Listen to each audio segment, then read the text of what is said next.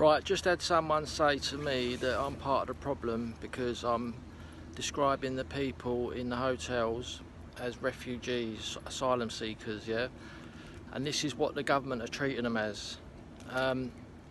This is the same thing going over and over again. People need to understand that until we stop accepting genuine refugees, this crisis is only going to get worse. So the people who keep calling them illegals, they are part of the problem. Now, I'm not saying that people who are calling them illegals and also want genuine refugees stopped coming here. I'm saying the people who are calling them illegals but at the same time saying we must accept refugees, those people are part of the problem. People like Nigel Farage, who will never say on GB News we need to stop accepting refugees for citizenship, because that is the root of the problem.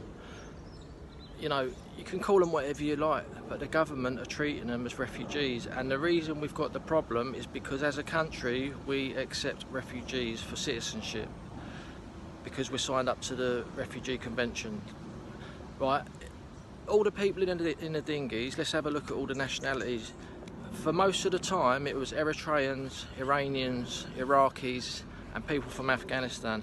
All of those countries, you could get asylum in this country at a drop of a hat, right?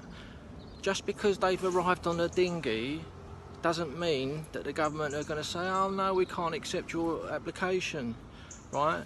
These people can easily qualify for refugee status. And this is the problem. We need to say to the world, we're not going to take any more refugees in this country. It's never going to stop until we educate the public that that is the problem.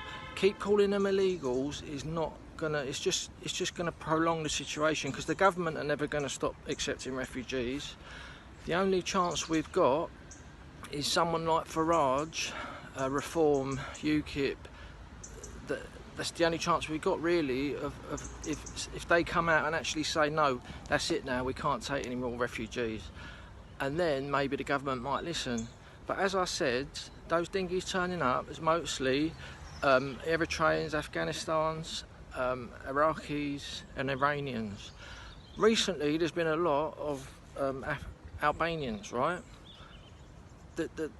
These people, they are probably fraudulent, yeah, but they're using the modern day slavery law now. So they're saying they've been trafficked by criminal gangs, and this also is covered by the Refugee Convention. The Refugee Convention says anyone who's fleeing persecution must be looked after and housed and given a bloody passport. This is the problem, ladies and gentlemen. So the people who are calling them illegals and then at the same time saying we must accept refugees, they are the problem. Right? The people who are calling them illegals and they want to stop genuine refugees coming in, fair enough, that's fine. But for me, personally, I think we're going to solve this problem quicker by campaigning to stop accepting refugees. Calling them illegals is futile, yeah, because, as I said, most of the people in the dinghies can easily qualify to be a refugee. And we need to change that law. We need to educate the public, the British public, because most of the people, they really do think that they're just turning up illegally and the government are putting them in hotels. The government wouldn't do that if it was illegal. They are obviously doing it within the law, and that is why they are flooding across more and more. So, as a Christian, we need stability and strong borders, strong families. This is chaos. This is not a Christian nation, just allowing people to turn up and walk into your country using the Refugee Convention.